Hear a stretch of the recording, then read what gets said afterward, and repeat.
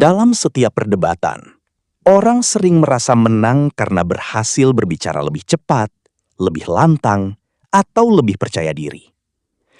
Tapi kebenaran tidak pernah ditentukan oleh volume suara. Ia ditentukan oleh satu hal yang jauh lebih sederhana dan jauh lebih sulit: konsistensi.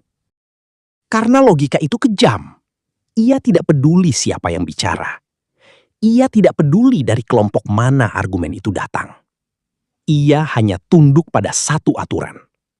Jika standar yang kamu buat tidak bisa kamu pertahankan sendiri, maka standar itu akan menghancurkanmu. Dan kali ini, kita akan melihat satu contoh klasik. Bagaimana sebuah argumen yang terlihat kuat di awal, perlahan runtuh. Bukan karena diserang dari luar, tetapi karena tidak mampu bertahan terhadap konsekuensi dari dirinya sendiri. Bang, tadi abang nonton nggak bang penjelasan Muhammad seputar At-Taubah 31? Ya, Oke. Kan ada nih orang menuhankan seseorang lainnya. ya. Nah, kata Muhammad, kenapa disebut seseorang itu bisa menuhankan seorang ulama atau menuhankan apapun seseorang lain kalau orang tersebut sudah menaati orang lain tersebut tanpa batas-batas lagi. Misalnya, orang tersebut mengharamkan yang halal atau menghalalkan yang haram. Contohnya begini, saya kasih contoh. Ini banyak kejadian. Ada ustadz, ulama. Oke? Menurut RK bilang. jangan RK lah, nanti kalau RK itu jangan RK. Gini, ada ustadz, ada ulama. Oke. Menurut Al-Quran, bolehkah berzina? Tidak boleh. Tapi kalau ada ulama begini, sesungguhnya zina itu halal. Boleh berzina. Makanya akhirnya, mohon maaf nih, akhirnya ustadz tersebut mengajak santriwatinya untuk berbuat yang aneh-aneh. Ya kan? Dibilang, telah maka kamu harus menurunkan celana. Nah, karena banyak kejadian seperti itu, ya kan? Ustadz cibul, ya, ustadz banyak sekali. Nah, ketika ada seorang, ini mohon maaf saya nggak bilang ini, misalnya ada seorang ustadz, dia menghalalkan itu, dihalalkan, dan pengikut-pengikutnya itu malah ngikutin dia. Betul, kita boleh, udah dihalalkan. Itulah yang dimaksud bahwa orang-orang tersebut telah menuhankan si ustadz tersebut, telah menjadikannya sebagai Tuhan di samping Allah. Setuju? Yes. Itu penjelasan Rasulullah. Setuju? Ya. Baik. Kita sekarang akan membuat itu, kriteria itu kepada agama Islam. Boleh? Ya, oke. Baik. Ini kita buktikan apakah pengikut daripada sang baginda itu menuhankan baginda Nabi Muhammad, ya. Saya mau tanya dulu, Bang Sentro. Menurut Al-Quran, bolehkah mengkonsumsi atau minum atau makan darah? Tidak boleh. Tidak boleh. Jelas ayatnya, ya. Oke. Tetapi yang menjadi pertanyaan sekarang, benarkah ada seorang pengikut Muhammad yang memakan atau meminum darah Muhammad dan Muhammad malah justru membenarkannya? Coba, silakan. Itu saya nggak tahu ininya. Oke, baik. Saya akan tunjukkan, ya. Saya akan tunjukkan. Nanti dibilang fitnah. Kalau saya ngomong fitnah, kalau Abdul Somad yang ngomong benar, ya. Baik, ya. Kita akan bukakan, ya. Bentar.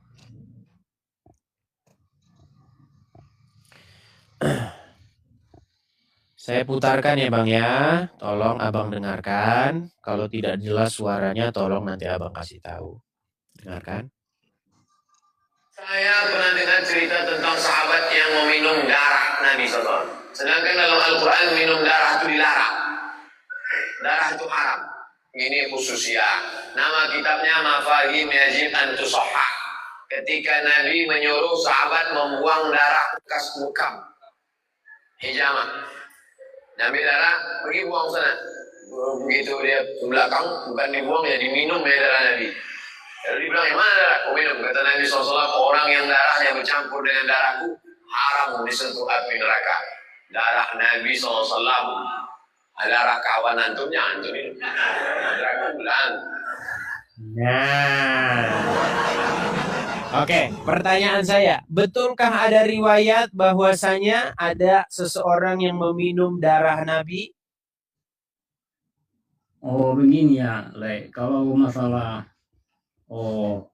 histori hadis itu kita nggak bisa megang hanya perkataan si ini karena dia mencakup daripada ada sohih, hasan, doib. Ya tapi saya sendiri nggak tahu, nggak pernah tahu itu. Oke, sekarang begini. Berarti Bang Sentro mengatakan itu riwayat palsu.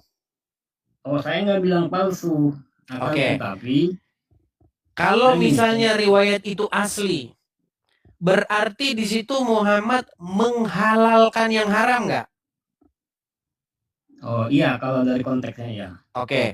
Ketika ia menghalalkan yang haram, lalu pengikutnya malah mengikuti dia, berarti pengikutnya menurut kriteria yang dibuat Muhammad sendiri telah menuhankan Muhammad nggak? Ya, dia kan dibilang bukan menuhankan, akan tetapi riwayatnya itu tadi kan dia bilang darah bekam, ya kan? Oke.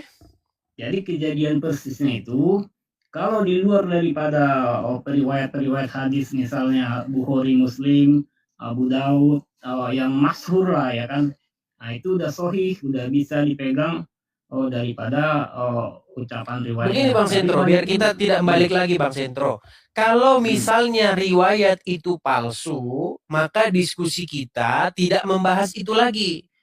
Tetapi karena Anda mengatakan riwayat itu benar, maka menurut kriteria yang digunakan oleh Muhammad sendiri, itu sudah menuhankan karena ia menghalalkan apa yang diharamkan oleh Allah. Betul? Ya.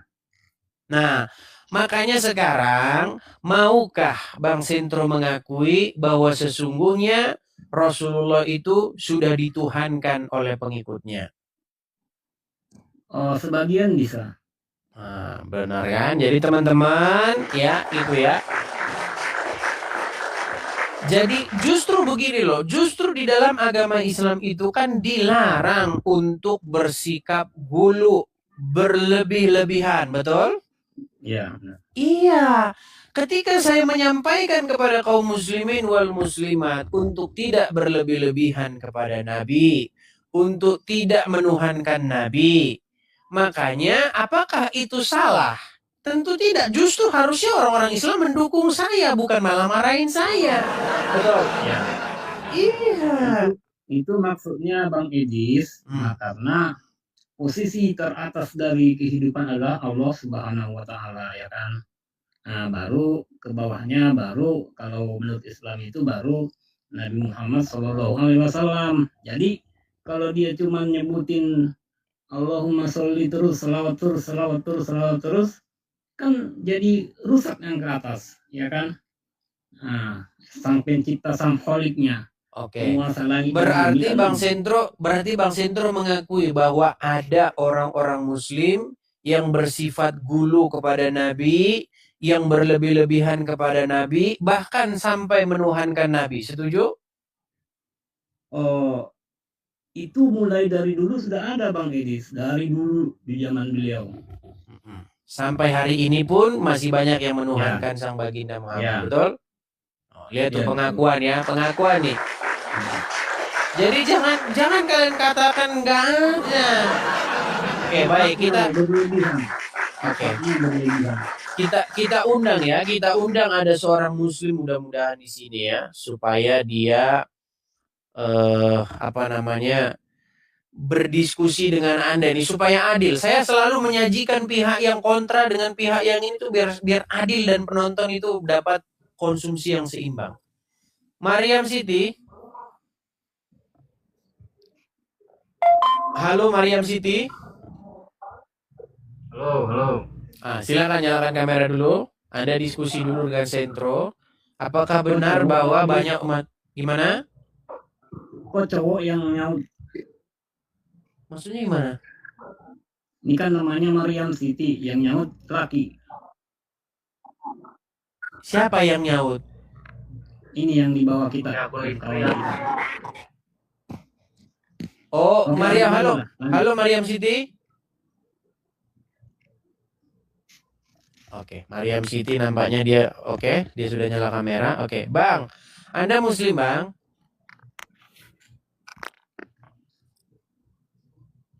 Mariam Siti, Anda bisa bicara?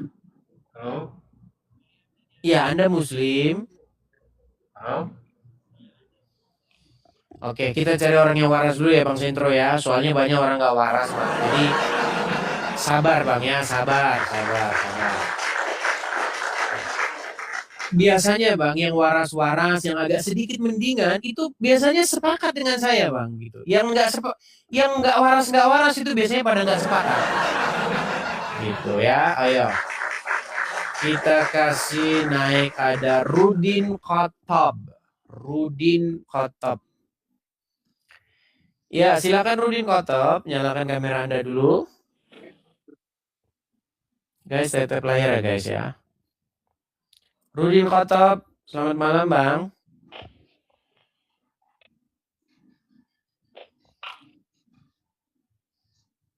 Banyak kalau diajak diskusi itu kayak begini Bang Bang Sentro. Ngomong dia udah takut. Ya makanya sering naik room ya kan belajar. Ya Rudin, nyalakan kamera dulu Rudin. Kenapa Anda gelap-gelapan Rudin? Udah, nyala. Iya, lampu Anda kemana perginya? Rudin, apa di rumah tidak ada lampu? Sabar bis, lu manja banget lu. Bukan masalah manja, lu udah berapa kali naik sini? Udah dibilangin aturannya nyala kamera.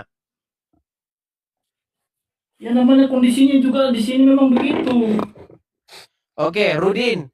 Kamu sepakat tidak dengan Sentro? Ini Sentro seorang muslim atau kamu tes dulu? Jangan-jangan kamu ragu dia muslim. Silakan. Ya muslim lah, saya nggak usah dites lagi, saya percaya kok dia muslim. Memangnya ada apa? Lu kira kami ini oten. Oke, begini. Rudin, Sentro berkata bahwa sebagian pengikut Muhammad bahkan sampai hari ini banyak yang menuhankan Muhammad. Definisi menuhankan Muhammad itu yang kayak gimana? Maksudnya membuat Muhammad lebih tinggi dari Allah. Membuat Nabi Muhammad lebih tinggi dari Allah itu. Pasti kita berbicara ini Contohnya begini. Ya, Allah mengharamkan darah untuk dikonsumsi atau dimakan atau diminum. Sementara ada sahabat yang meminum darah Nabi, memakan darah Nabi, tetapi sang Nabi itu justru malah membelanya, mengatakan bahwa ia akan masuk surga. Dan orang tersebut menurut Sentro tadi sudah dikatakan dia menuhankan Muhammad. Dan banyak orang zaman sekarang, muslim sekarang berbuat seperti itu, gulu berlebih-lebih. Silakan. Maksudnya menuhankan ini dalam maksud sebagai Tuhan begitu atau gimana, Dis? Menuhankan Muhammad itu bukan menganggap Muhammad pencipta langit dan bumi. Menuhankan Muhammad bukan berarti menganggap Muhammad adalah sejenis partikel tertentu seperti yang ada di pikirannya bom-bom dan RK. Menuhankan Muhammad artinya membuat dirimu itu dikuasai penuh oleh Muhammad. Membuat kamu itu takluk tunduk kepada Muhammad. Mau Muhammad mengharamkan yang halal kek, mau menghalalkan yang haram, Anda ikuti. Contohnya misalnya, saya mau tanya dulu nih, Rudin, darah itu dilarang tidak diminum atau dikonsumsi di dalam Quran? Kalau di dalam Quran sih setahu saya sih dilarang. Dilarang. Anda tahu tidak bahwa darahnya Muhammad itu diminum oleh pengikutnya? Belum bis. Oke. Ada seorang sahabat yang meminum darah bekas bekamnya Muhammad. Kalau bekam itu kan dibekam tuh disekop itu sampai darahnya keluar. Nah, darah itu diminum. Bukankah darah itu haram? Tetapi kenapa diminum? Nah, berarti menurut penjelasan Muhammad sesuai atau ayat 31, kalau ada seseorang yang menghalalkan yang haram atau mengharamkan yang halal, dan orang malah mengikuti hal tersebut, itu menuhankan. Coba. Di mana definisinya menuhankan di situ, bis? Ini kan cuma permintaan aja. Baik, saya tunjukkan. Makanya teman-teman, saya sudah bilang berkali-kali, orang yang membantah saya biasanya orang nggak pernah belajar. Saya balikin dulu kamera saya. Ya, Supaya orang yang memerintah kita, yang menyuruh kita, apakah kita menuhankannya? Kan baik. tidak. Anda baca dulu ini, coba. Anda memang kita Oke, udah bicara Anda baca dulu sekali. coba. Silakan. Saat itu Rasulullah sedang membacakan firman-Nya. Mereka menjadikan orang-orang alim dan rahib-rahib mereka sebagai Tuhan selain Allah. Adi melanjutkan kisahnya bahwa ia menjawab, sesungguhnya mereka tidak menyembahnya ya Rasulullah. Rasulullah bersabda, tidak. Sesungguhnya mereka mengharamkan hal yang halal bagi para pengikutnya dan menghalalkan yang haram bagi mereka, lalu mereka pun mengikutinya. Yang demikian itulah ibadah mereka kepada orang-orang alim dan rahib-rahib mereka. Anda percaya dengan Muhammad di sini? Iya, konteksnya menghalalkan yang haram itu, konteksnya di situ berbicara tentang apa, Dis? Menuhankan.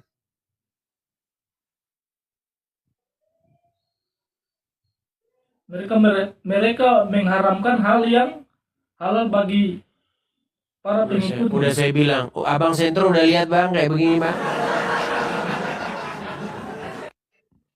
Yes. Di mana di situ kami menuhankan Muhammad di mana? Saya tidak bilang di sini kamu menuhankan Muhammad. Di sini ada orang-orang yang menuhankan ulama, betul? Menuhankan ulama itu bukan berarti kami menuhankan seperti Tuhan. Anda salah, itu permengan Anda. Yang bilang seperti itu siapa? Menuhankan ulama itu adalah Anda membuat ulama tersebut lebih tinggi posisinya daripada Allah. Contohnya, ulama tersebut menghalalkan yang haram. Contoh misalnya ulama bilang, boleh kita berzina, boleh. Nah, Anda ikutin. Padahal berzina dilarang oleh Al-Quran. La taqrabul zina. Betul. Jangan kamu dekati zina. Betul. Ya, main depresi aja nggak boleh. Nah, ketika ada ulama yang membolehkan zina, lalu Anda mengikuti ulama tersebut, apa hukumnya kata Muhammad? Berarti Anda telah menuhankan ulama tersebut, beribadah kepada ulama tersebut, betul atau salah? Yang mengikuti di situ kan orang-orang yang tidak beriman. Saya tidak bilang Anda. Kalau ada orang yang menghalalkan zina, Kalau ada pondok pesantren, misalnya dia halalkan zina, boleh berzina, lalu pengikut-pengikutnya, santri-santrinya, santriwatinya itu mengikuti ulama tersebut, maka menurut Muhammad, santri-santrinya tersebut telah menuhankan ulamanya itu. Itulah ibadah mereka kepada ulamanya. Anda setuju dengan Muhammad tidak? Iya, iya, saya setuju. Tapi Ah, kita gitu, menuhankan. baik, baik. Nah, sekarang saya balik nih kamera saya. Nah, di dalam Al-Quran, benarkah darah itu haram untuk dikonsumsi? Anda sudah mau bawa di premingan lagi. Loh, enggak, ini saya balikan Kawan kepada Anda itu Anda. bis. Sebentar, Anda haram Anda tidak? membawa Dengar. Haram tidak darah dikonsumsi? haram ya, haram. Oke, kalau misalnya ada orang yang malah menghalalkan minum darah, dan itu kata Muhammad masuk surga, berarti menurut penjelasan Muhammad sendiri, itu sudah menuhankan Muhammad. Setuju? Tidak. Nah, coba silakan. Ini kan standar ganda kalau seperti itu namanya. Coba silakan Bang Sentro. Silakan. Ini standar ganda ini. Silakan. Kan di situ jelas bahwasanya darah itu diharamkan. Tetapi kenapa Ya. malah dihalalkan minum darah? Itu kan tadi yang kita bahas awal, Bang. Nah, satu, perawinya ini perlu di cross check atau diteliti kriteria keabsahannya. Satu, karena ulama itu kan tadi yang dibilang Abdul Somad itu adalah pendapat daripada ulama, bisa keliru akan tetapi ada nggak orang kayak gitu? Ada, banyak. Nah, ya kan? Nah, kembali ke situ tadi.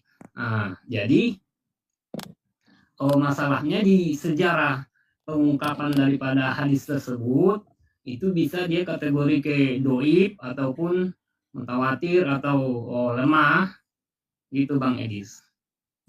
Oke, berarti hadis itu palsu? Setidaknya walaupun tidak palsu, lemah setidaknya. Kalau dia kategori lemah, nggak bisa dibikin hujah. Oke, berarti itu kabar bohong. Walaupun dia, makanya kan saya bilang diteliti dalam konteks peristiwa apa dia itu dulu bicara seperti itu, ya kan? Oke, berarti Dis, apakah ini, itu riwayat boleh bohong? saya bertanya sama kamu? Kamu siapa, Rudin? Dis. Begini. Silakan, Rudin, Kalau menurut kamu, definisi Tuhan itu, menuhankan itu, definisi Tuhan dan Tuhan itu apa? Menuhankan sama menuhankan itu sama. Tuhan, definisi Tuhan dan Tuhan itu apa menurut kamu? Karena kamu tadi kan mengatakan bahwa kami menuhankan Nabi Muhammad. Iya, karena kalian membuat diri kalian takluk, tunduk, dikuasai oleh Muhammad. Berarti bukan merujuk kepada sang entitas yang tertinggi, sang pencipta, bukan kan? Ya tentu bukan. Emang menuhankan itu apa? Menuhankan itu ya itu. Ada nggak orang menuhankan setan? Ada nggak orang menyembah setan? Iya. Begini, kamu Sebentar, saya tanya dulu. Ada nggak orang menuhankan Tuhan dan setan? Tuhan kan sama. Ada nggak orang menuhankan setan? Ada. Ya iya. Ketika menuhankan setan berarti ngapain itu? Ya itu kan konsepnya kan di lain, bukan di umat muslim. Kalau umat muslim ya menyembah kepada Allah Tuhannya. Jadi ada nggak orang muslim yang dia itu hanya muslim KTP saja? Ya ada. Ada. Ada nggak dia yang menjadi penyembah berhala, menyembah setan? Menyembah setan itu mengikuti setan atau Iya, gimana? diskusi sama pohon kelapa sana. Iya, sama pohon kelapa sana diskusinya. Ya berat kayak ada gitu. Ya, seperti itulah ya. Tapi Bang Sentro, intinya begini Bang, yang mau saya sampaikan begini. Sebenarnya kalau kita mau jujur-jujuran Bang Sentro, Anda pilih dulu ini Bang Sentro. Apakah Anda menerima riwayat itu atau tidak? Kalau misalnya Anda menerima riwayat itu, kesimpulannya harus tadi, sesuai dengan penjelasan Muhammad, menuhankan. Kecuali Anda mengatakan bahwa riwayat itu palsu. Begitu. Dan sebenarnya contoh-contohnya masih banyak loh Bang Sentro. Saya kasih contoh. Ini contoh yang sering saya katakan ini. Nggak usah tambah-tambah yang lain. Yang ini saja udah cukup sebenarnya. Menurut Al-Quran boleh nggak sih bohong itu? Nggak boleh. Nggak boleh. Bahkan dikatakan orang yang berbohong itu tanda-tanda bahwa dia itu tidak beriman. Setuju? Ya, munafik ya. Oke. Sementara di dalam hadis, di dalam Sahih Bukhari, dikatakan bahwa tidaklah berdusta orang kecuali orang yang berdusta di dalam 3 hal, atau boleh berdusta kecuali di dalam 3 hal. Salah satunya adalah berdustanya seorang suami kepada istri atau istri kepada suami demi keutuhan rumah tangga. Betul tidak? Kayaknya nggak betul itu Bang Edis. Yang boleh itu peperangan, yang kedua pembunuhan terancam. Terus? Nah itu. Yang ketiga? Yang satu lagi, oh apa? Pokoknya bukan itu. Yang satu lagi. Boleh abang cek? Iya, boleh. Yang ketiga itu adalah berdustanya seorang suami kepada istri atau istri kepada suami. Dalam hal Dalam hal Kedalusan. untuk kebaikan rumah tangga. Contoh. Contohnya, kalau abang kawin lagi, boleh bohong sama istri nggak kawin lagi. Gimana malah ketawa dia? Hah? Sedeng itu Bang. Sedeng. Kok sedih? Ada tapi saya lupa. Ada satu lagi memang. Bang, betul bang, kok dibilang aduh. Kita ikutin dulu gayanya Rudi. Aduh. Ya, Aduh. Baik, bentar. Saya tampilkan ya, boleh? boleh. Oke, saya tampilkan ya.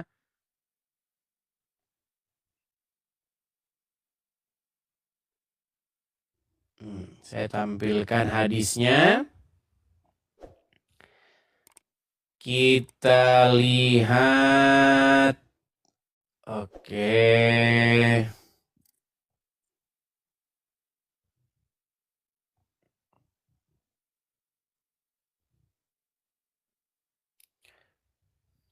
Saya balikan ya kamera saya bang ya. Oke.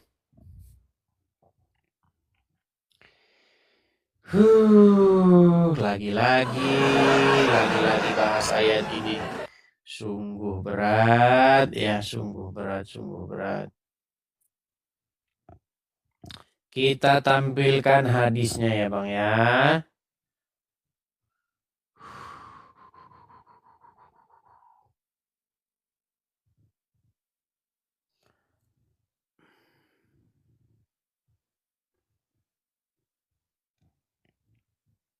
Oke. Saya hilangkan dulu efeknya. Kelihatan bang?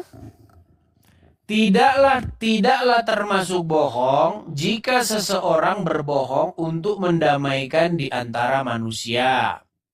Dia mengatakan suatu perkataan yang tidaklah dia maksudkan kecuali hanya untuk mengadakan perdamaian atau pembaikan.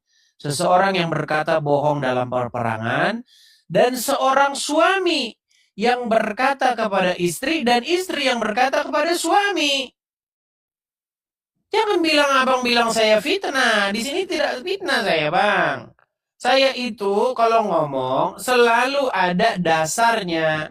Bahkan saya pernah mengatakan kalau ada seorang yang bisa membuktikan saya bohong ketika dalam diskusi-diskusi begini, saya terjun dari Monas.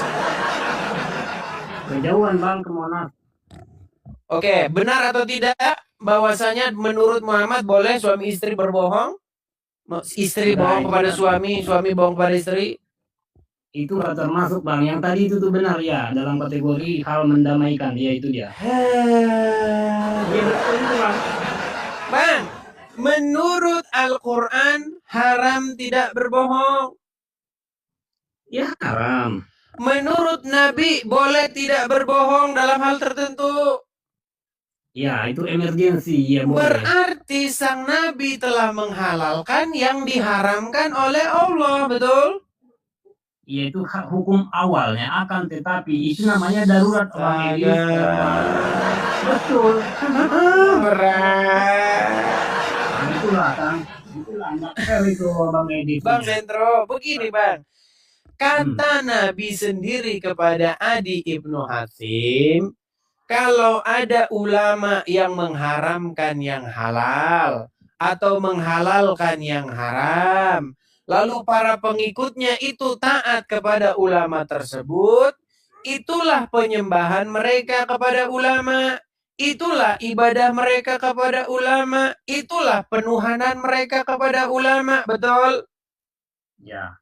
Nah, berarti kalau Muslim menghalalkan yang diharamkan Allah karena mengikuti sang Nabi, yang demikian itulah bagaimana cara Muslim menuhankan sang Nabi, betul?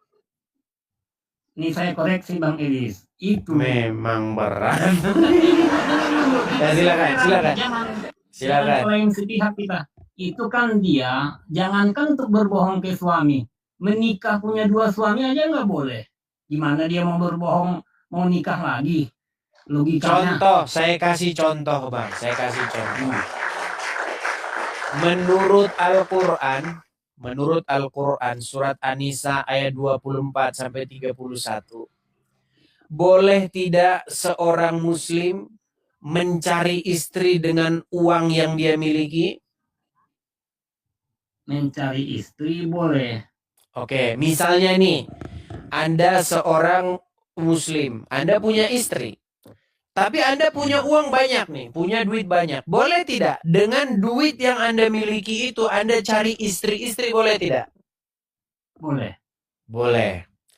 Ayatnya ada di dalam, saya tampilkan nanti muslim-muslim yang awam-awam.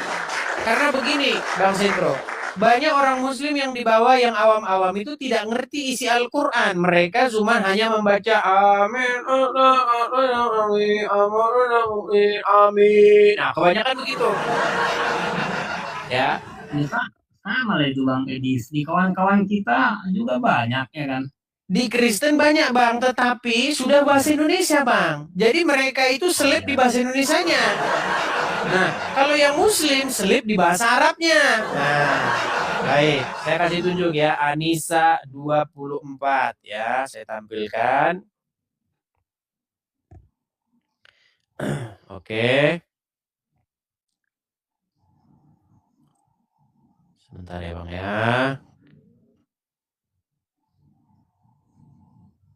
Oh, bukan An-Nisa 24, An-Nisa 30 sebentar ya Bang ya. An-Nisa 31 atau 32-nya? Bentar.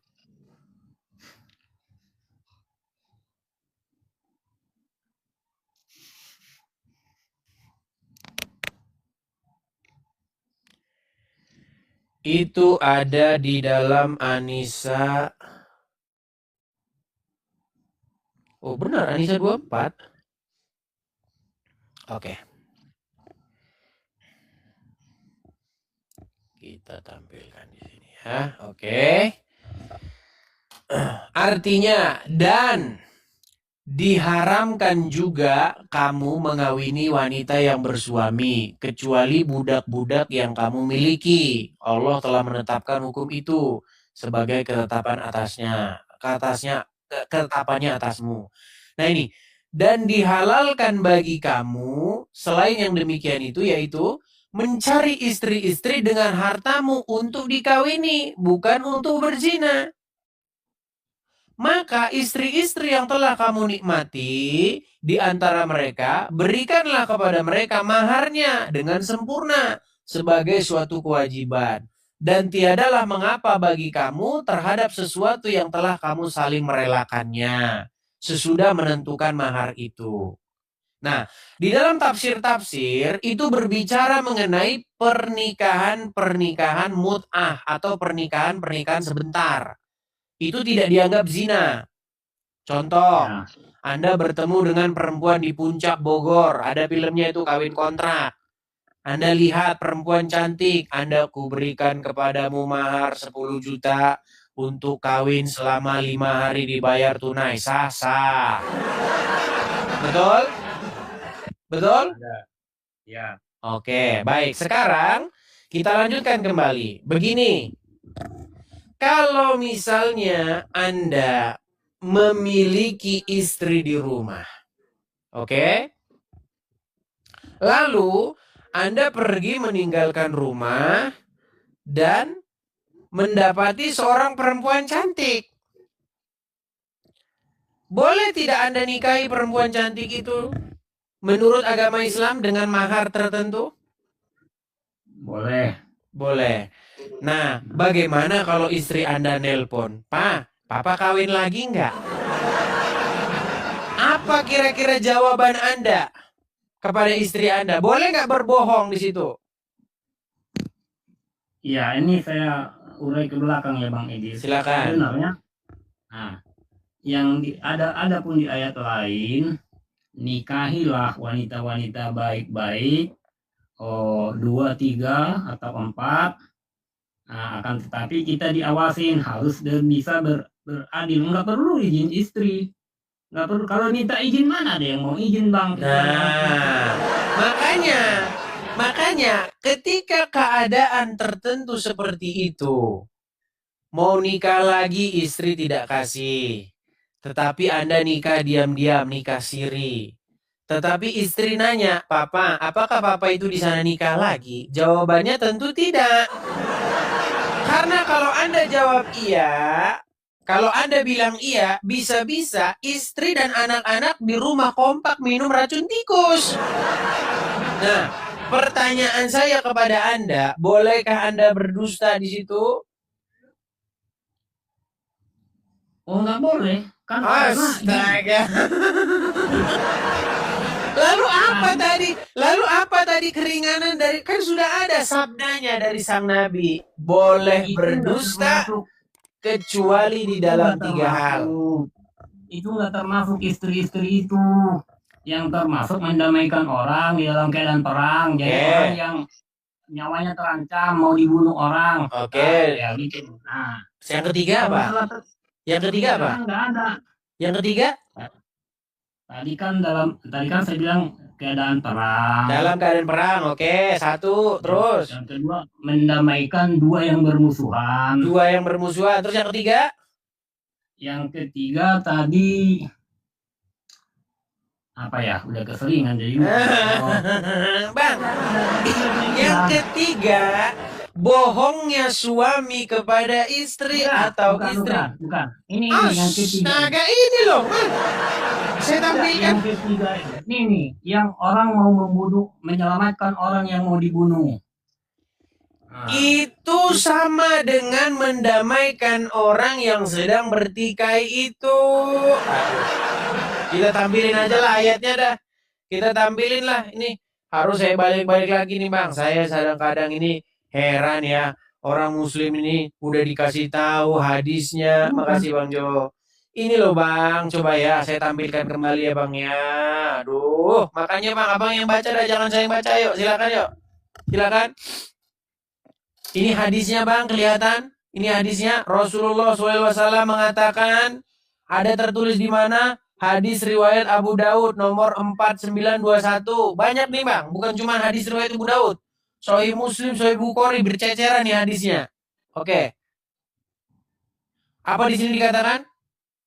Yang ketiga, seorang suami yang berkata kepada istri dan istri yang berkata kepada suami. Boleh Bang. Udah diringankan oleh sang Nabi. Kenapa Anda susahkan diri Anda? Nikmat mana lagi kah yang kamu dustakan, Bang Sentro? Coba, apakah benar ini? Berdustanya orang istri kepada suami? Kalau pokoknya saya kalau itu nggak termasuk, karena gini, Betul, karena begini, menikah kalau laki-laki ke perempuan ke istri tak perlu minta izin. Yang Iya, penting yang tak perlu penting minta izin, hadir. cuman gini, setelah menikah tanpa izin, istri kan tidak tahu kalau Anda sudah punya istri lain, betul? Ya, Nah, kalau istri nanya, Pak, sebenarnya Papa itu sudah punya istri lagi nggak? Jawabannya apa? ya kalau memang iya ya iya, kalau enggak ya enggak. Nah, kalau misalnya jujur, nanti akibatnya sang istri itu bisa shock, trauma dia. Langsung dia makan pun tak enak. Ya, Gimana? Loh, nanti lagunya tahu nggak lagunya dia seperti apa? Nanti setelah suami ngambek, abang nanti nyanyinya seperti apa? Masak sendiri. Makan sendiri. Cuci baju sendiri. Tidur pun sendiri. oke, mantap. Loh, daripada Anda nyanyinya senandungnya seperti itu, lebih baik Anda bohong saja. Ya kan? Kalau Anda jujur, nanti Anda nyanyi seperti itu terus seumur hidup Anda. Melihat istri ngambek karena sudah kawin lagi. Betul? Ya, pokoknya gini lah, kalau yang ketiga itu nggak termasuk itu. Benar. Tapi intinya begini. Kalau Ya, oke. kita merujuk kepada Al-Quran, Al-Quran itu tidak pernah mengatakan begitu. Nggak Ya. boleh. Tetapi umat muslim sekarang, makanya tadi yang saya buat ini isu ini loh, Bang Sentro. Nih loh, lihat. Ya. Umat muslim itu sekarang percaya kepada kitab selain Al-Quran, yaitu hadis. Nah, karena hadis-hadis ini tersebutlah akhirnya kalian jadi seperti ini. Padahal Al-Quran memerintahkan untuk beriman kepada kitab sebelum Al-Quran, yaitu Injil. Makanya Bang, dan juga teman-teman muslim lainnya, mari beriman kepada Injil. Di dalamnya terdapat petunjuk dan cahaya. Begitu. Kenapa kalian tidak mau? Nih, saya kayak sini ya. Karena hukum tertinggi itu adalah Al-Quran. Yang kedua hadis sahih. Coba silakan ayatnya di dalam Quran mana kalau Al-Quran itu hukum tertinggi. Malah dikatakan Quran itu tidak membeda-bedakan. Kok malah dikatakan Quran membenarkan dan tidak membeda-bedakan. Kalau ada ayatnya dikatakan Quran hukum tertinggi, maka saya terjun dari Monas. Silakan. Nah, kan udah ada di situ laroi bapi tidak ada keraguan padanya sama isi-isinya. Coba sekarang saya tanya, apakah Injil firman Tuhan? Yes. Apakah Al-Quran firman Tuhan? Yes. Apakah ada Al-Quran, apakah ada firman Tuhan tingkat 1, firman Tuhan tingkat 2? Ya nggak begitu Bang, ini saya Ya kasih sudah. penjelasan. Kalau seperti itu artinya Anda jangan mengatakan bahwa Injil lebih rendah daripada Quran. Justru malah Quran datang, gini saja Bang. Apakah Quran datang untuk menyalah-nyalahkan Injil? No. Apakah Quran datang untuk membenarkan Injil? Yes. Ya sudah, kalau untuk membenarkan Injil, kenapa Anda tidak mengikuti Injil? Tapi apa bedanya begini Bang, begini bedanya. Al-Quran datang menyempurnakan semua kitab sebelumnya. Ini kan terima nggak terima itu penjelasannya ada gitu kan. Oke. Pertanyaan saya sekarang, kalau Al-Quran datang menyempurnakan, berarti Al-Quran datang untuk sepakat dengan Injil. Setuju? Ya. Oke, di dalam Injil dikatakan apa? Jika iya, katakanlah iya. Jika tidak, katakanlah tidak. Apa yang lebih daripada itu berasal dari si jahat. Al-Quran berkata di dalam surat Al-Ahzab ayat 70, Ya ayyuhallazina amanu, wahai orang-orang yang beriman, katakanlah perkataan yang benar. Betul? Ya. Dan Al-Quran juga berkata, sesungguhnya orang-orang yang mengada-adakan sesuatu atau berbohong, mereka itu adalah orang-orang yang tidak beriman. Setuju? Ya. Nah, ketika Muhammad dia mengajarkan orang boleh berbohong dalam hal tertentu, betul? Iya, itu tadi dalam kondisi darurat abangku. Iya, itu artinya kondisi kalau darurat, dalam posisi emergency. kepepet, gini, dalam posisi kepepet berarti bohong itu boleh, betul? Yes. Nah, artinya berarti orang tersebut ketika mengucapkan kebohongan, mengada-adakan sesuatu, tanda dia tidak beriman, setuju? Ya. Iya. Bagaimana Anda mengatakan bahwa seorang Muhammad tidak beriman? Ya kan, Makanya dibilang di situ dalam keadaan hukum normalnya nggak boleh ya nggak boleh. kalau kepepet Tapi boleh. bukan kepepet kecuali pengecualian darurat ya pasti ada lah. Iya, makanya kalau darurat boleh. Jadi misalnya begini, Bang. Makan babi haram, kepepet halal. Betul? Itu memang iya. Contohnya, Oke. abang di pulau apa tuh nggak ada kehidupan di situ kan, nggak ada makanan, nggak ada apa. Nemunya cuma ular, babi, Halal. yang haram-haram itu kan. Nah, jadi boleh ketimbang kita nggak makan apa-apa. Baik. Itulah. Enak ya. Nikmat mana lagi yang kau dustakan ini? Mantap. Pantesan bom-bom ada Rudi Yohanes ada niatan musik. Baik. Sebentar, Bang. Misalnya Gini. ini Bang Iblis. Oke, silakan. Ini perumpamaan. Hmm. Misalnya kita di Kepulauan Mentawai lah, pedalaman Hmm. Mentawai atau Kalimantan sana. Hmm. Nggak ada lagi situ makanan halal.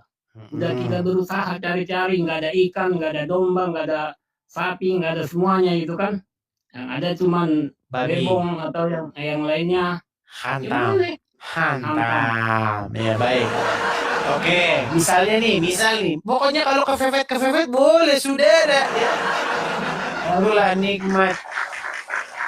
Memang ya. Jalan-jalan ke satu tempat tidak ada sapi dan yang halal. Sekarang begini nih. Maka makan babi, wasya Allah nikmat. Betul? Loh, berarti kalau kita tidak menemukan makanan yang halal, adanya yang haram, adanya babi, maka babi tersebut boleh dimakan. Betul? Yes. Masya Allah. Baik. Misalnya gini Bang ini. Kita Nah. udah pergi nih, udah lelah, udah capek, ini udah lemas. Nyari misalnya ikan atau nyari domba, kambing, rusa gitu kan. Nah, tapi dia udah habis semua tenaga kita, usaha kita maksimal. Tapi dia nggak ada. Ada cuman yang tadi itu. Nah, itulah daruratnya. Oke, Itu Bang. baiklah ya. Berarti memang kalau kefefet memang boleh. Tapi begini, Pak. Saya yakin bahwa apa yang Anda katakan itu benar. Begini, sesungguhnya Allah itu akan mengampuni segala dosa apapun, kecuali dosa menyekutukan Dia. Setuju? Iya, syirik. Oke. Berarti mau zina, mau makan bebong, mau nyolong korupsi, masuk surga. Yang penting tidak menyembah selain Allah. Setuju? Yes. Nikmat mana lagi yang kau bisa? Ya, sungguh nikmat. Ada penjelasannya Bang Edis. Gimana penjelasannya, Bang? Penjelasannya kita tetap dianjurkan atau disuruh meminta ampun agar supaya dosa kita kehapus. Karena apa? Jangan kita pikir di akhirat itu sama dengan kayak dunia. Tapi Ya begini, kan? Bang. Kalau Anda meminta ampun, Anda bertaubat nasuha, tidak ada jaminan masuk surga. Kalau Iya, gini, sepanjang, coba dibantah ya Bang ya, gini Bang. Sepanjang yang saya baca di dalam agama Islam, orang yang bertaubat Bahkan taubat nasuha tidak dijamin bahwa dia akan diampuni. Itu tertulis di dalam Quran surat At-Tahrim ayat ke-8. Saya bacakan ya. Surat At-Tahrim ayat ke-8. Saya bacakan At-Tahrim 8 ya Bang ya. Saya balik dulu kamera saya.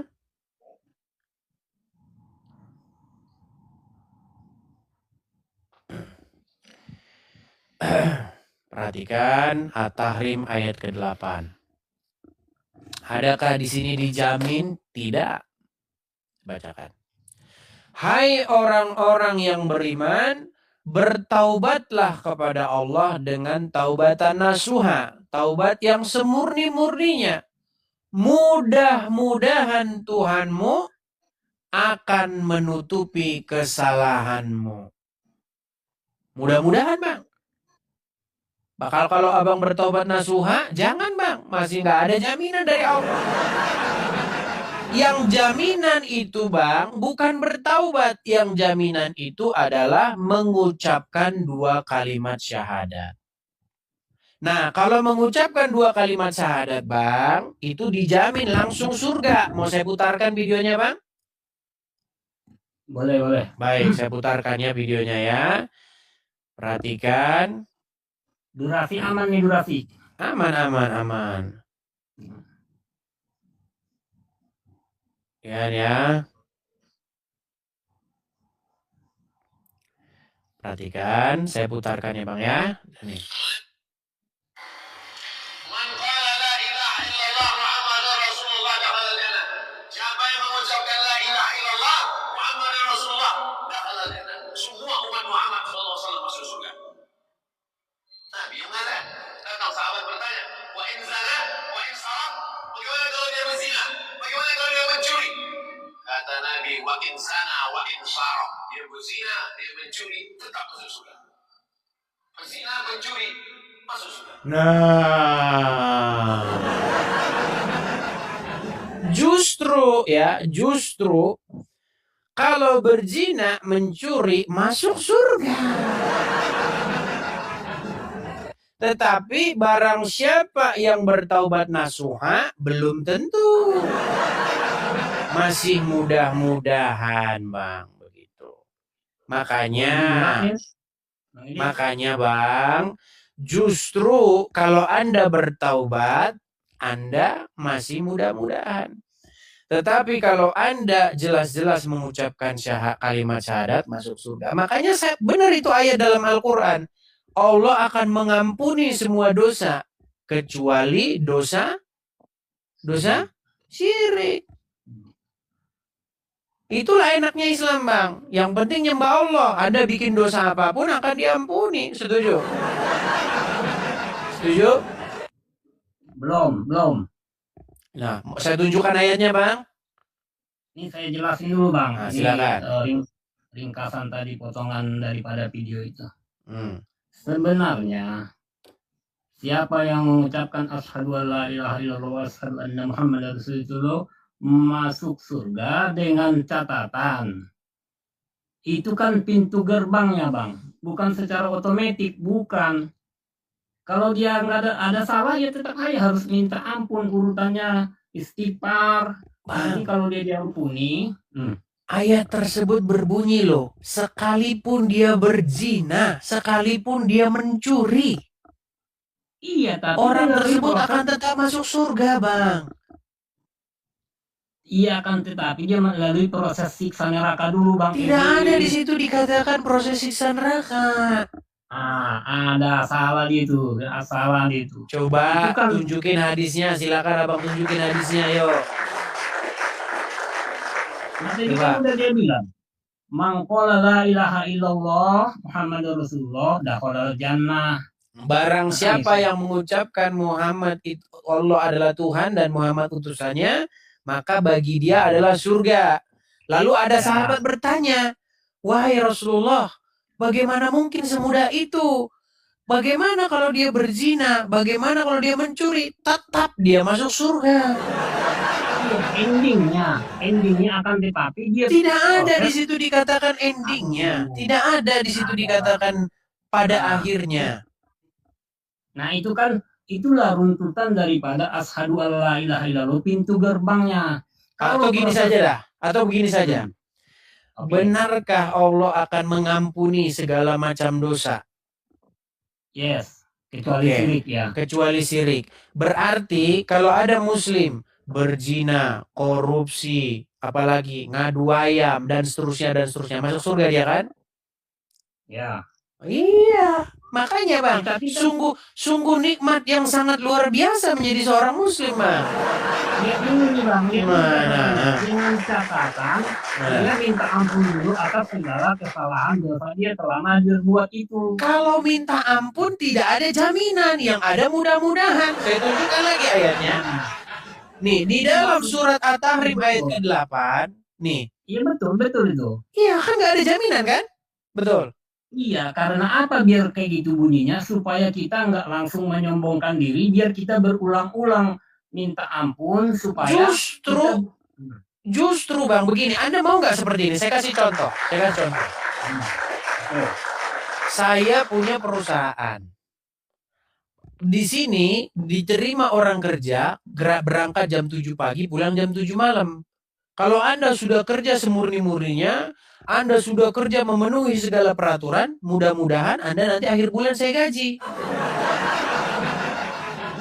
Berarti kan saya tidak memberikan jaminan kepada orang yang sungguh-sungguh bekerja, betul? Ya. Iya, begitu juga ayat Al-Quran. Barang siapa yang bertaubat dengan taubat yang semurni-murninya, mudah-mudahan akan diampuni. Ya. Artinya tidak ada jaminan bagi orang yang sudah bertaubat yang semurni-murninya akan diampuni, betul? Ya. Iya, justru yang jelas-jelas dijamin barang siapa yang mengucapkan 2 kalimat syahadat. Kalau itu udah dijamin masuk surga. Mau kau berzina kek, mau mencuri kok, masuk surga kau, betul? Betul. Itu proses ada bang, memang endingnya itu masuk surga, ending enak. Tidak ada bang di situ dikatakan endingnya. Coba baca lagi bang. Tidak ada di situ dikatakan maka orang tersebut akan dibakar dulu di neraka baru masuk surga. Ya nanti masuk surga udah angus gimana? Iya, emang begitu. Nggak usah itu udah. Gimana masuk surga udah angus? Sampai surga udah begini jalannya. Udah berasap kepalanya. Udah angus. Ngapain lu ke surga? Iya, gue baru digebukin di neraka. Itulah. Gimana, Bang? Itulah penjelasannya Leku. Yang jelas, syahadat itu pintu gerbang awal daripada Islam, ya kan? Nah, baru runtutan ke bawahnya yaitu, nah kalau kita punya salah ya minta ampun, supaya kita dapat ampunan. Kenapa? Kita disuruh berulang-ulang supaya kita nggak takabur. Tapi begini bang, ini terakhir nih, ini terakhir. Kalau saya belajar agama Islam itu bang, memang saya itu memang akhirnya tidak jadi masuk Islam bang. Ya gini, saya kasih Anda satu hadis yang mengatakan begini, bahwa sesungguhnya segala sesuatu itu sudah ditakdirkan oleh Allah, betul? Ya. Jadi kalau ada orang Islam berzina, itu sudah ketetapan Allah nggak? Sudah takdir Allah nggak? Bukan. Tadi katanya sudah ditakdirkan gimana? Itu kelakuan dia Bang Edis, kelakuan mama takdir beda. Oke, apa itu takdir atau qadarullah? Takdir adalah apa yang sudah digariskan oleh Allah Subhanahu wa taala terhadap diri seseorang sewaktu masih di alam kandungan. Oke. Bahkan Bang dikatakan 50.000 tahun Bang, dikatakan 50.000 tahun sebelum penciptaan langit dan bumi. Saya tidak tahu dari mana Muhammad dapat 50.000 tahunnya. Gini. 50.000 tahun sebelum penciptaan langit dan bumi, Allah itu sudah menuliskan, sudah menetapkan takdir apa yang akan terjadi. Setuju? Ya. Bahkan Anda ini nanti Anda keluar rumah jam berapa, Anda nanti ke sini terus Anda, itu semua sudah dituliskan oleh Allah, betul? secara garis besarnya Bang, ini misalnya nih yang disebutin ya, kematian, jodoh, rezeki. Saya tampilkan saja hadisnya biar abang tidak bisa menolak ya bang ya. Kalau misalnya abang begitu ngarang bang, jodoh rezeki nggak ada dibilang jodoh rezeki bang, semua. Iya betul, itu ada juga, akan tetapi enggak termasuk sebuah kategori takdir. Karena apa? Perbuatan kita yang maksiat itu bukan takdir, itu hawa nafsu, birahi. Kembali tadi ke awal, tadi bilang itu semacam apa namanya itu, selangkangan, apalah, kancut lah, apalah itu kan, mana ada takdir di situ. Saya akan tunjukkan hadisnya bahwa segala sesuatu itu sudah tertulis nih bang ya. Nih bang, saya bacakan ya dari sini ya. Takdir manusia sudah tertulis di Lauhul Mahfudz 50.000 tahun sebelum penciptaan langit dan bumi. Tertulis di dalam hadis riwayat Muslim. Ya. Dikatakan bahwa Allah telah menulis takdir seluruh makhluk hidup 50.000 tahun sebelum makhluk hidup tersebut diciptakan.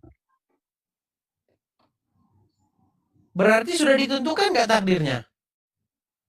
Iya, akan tetapi gini Bang. Kalau sudah ditentukan, berarti Anda nanti keluar rumah jam segini. Nanti Anda bangun jam segini. Sudah ditakdirkan Allah nggak? Iya, tapi yang paling apa itu? Enggak, jangan tapi dulu bang. Sudah ditentukan nggak itu sama Allah? Sudah ditulis nggak itu dalam Lauhul Mahfuz? Nanti Anda jam 5 keluar dari pintu. Nanti kaki Anda tersandung di situ. Lalu nanti Anda ke situ ngelihat cewek cantik. Setelah ngelihat cewek cantik ngobrol-ngobrol, lalu ngajak berzina. Betul tidak? Itu semua sudah ditakdirkan? Itu bukan takdir Bang, itu hawa nafsu syahwat namanya, itu birahi. Loh, terus takdir apa? Terus takdir itu apa? Apa pengertian takdir? Coba tanya. Pengertian takdir apa? Udah saya bilang, ketetapan yang Allah tuliskan terhadap seseorang, diri seseorang atau ciptaan yang lain. Oke. Semenjak tadi sudah dibilang kan. Oke. Berarti segala sesuatu sudah ditetapkan oleh Allah, betul? Iya. Ya sudah. Termasuk nanti Anda makan apa? Nanti Anda ketemu di sana, mampir-mampir ke pasar, ada jagung. Nah, nanti Anda beli jagung dan Anda rebus, Anda makan jagung. Sudah ditakdirkan oleh Allah, begitu, betul? Iya. Iya. Betul gini. Perbedaannya begini Bang Edis. Mana?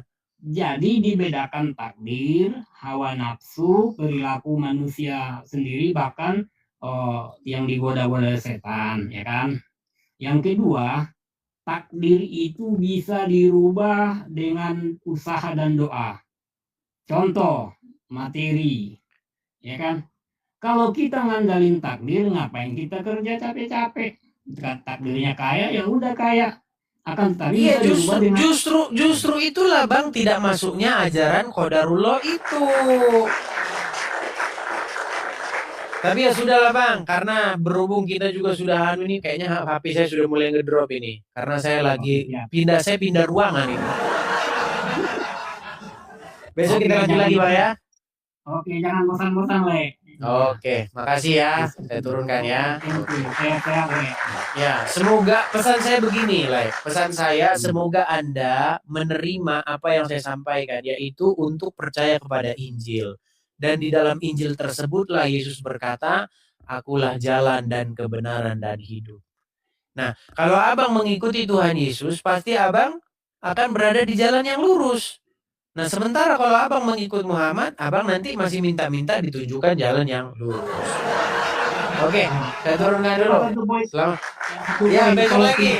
Nanti kalau ditangkap lagi nggak kelar-kelar. Besok lagi. Nanti nggak kelar-kelar ya. Diskusi tadi dimulai dari satu gagasan yang sebenarnya cukup kuat secara logika, yaitu bahwa seseorang dianggap menuhankan figur lain ketika ia menaati tanpa batas, bahkan sampai menerima sesuatu yang bertentangan dengan aturan dasar yang diyakininya sendiri. Ini bukan lagi bicara soal menyembah dalam arti literal, melainkan tentang bagaimana seseorang memberikan otoritas absolut kepada figur tertentu. Secara konsep, ini sah, bahkan tajam, karena ia menggeser pembahasan dari ranah keyakinan ke ranah perilaku berpikir. Artinya, siapapun bisa diuji dengan standar ini tanpa melihat latar belakangnya. Tapi justru di titik ini muncul pertanyaan paling penting.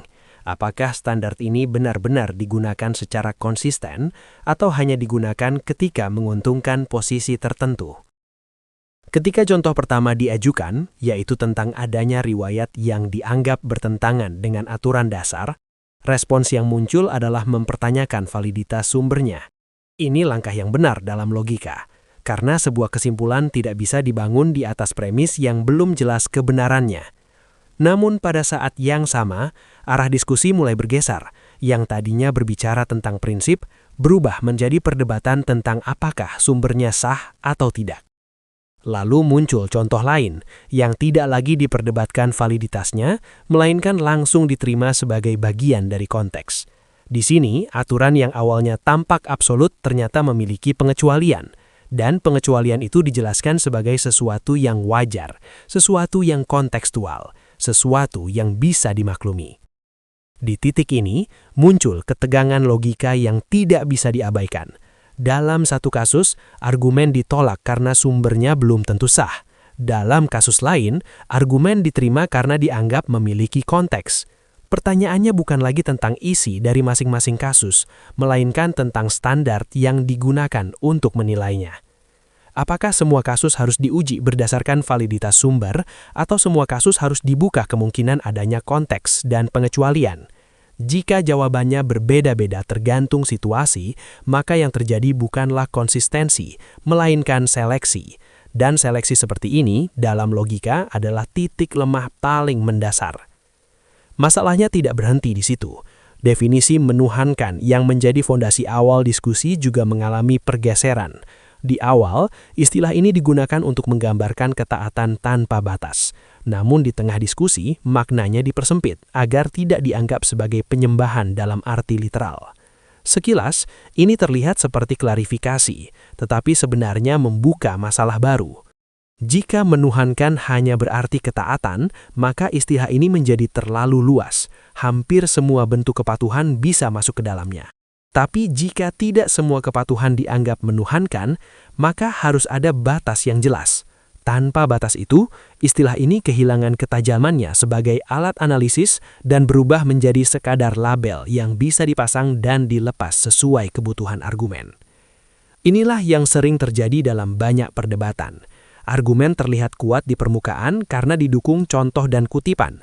Tapi ketika diuji lebih dalam, ternyata tidak semua bagian argumen itu tunduk pada standar yang sama. Ada bagian yang diuji dengan ketat, ada bagian yang diberi kelonggaran. Ada yang ditolak karena kurang kuat, ada yang diterima karena terasa cocok. Padahal dalam logika, kekuatan sebuah argumen bukan ditentukan oleh banyaknya contoh, tetapi oleh konsistensi cara berpikirnya. Satu ketidakkonsistenan saja sudah cukup untuk meruntuhkan keseluruhan struktur. Karena begitu standar berubah-ubah, maka tidak ada lagi landasan yang bisa dipegang.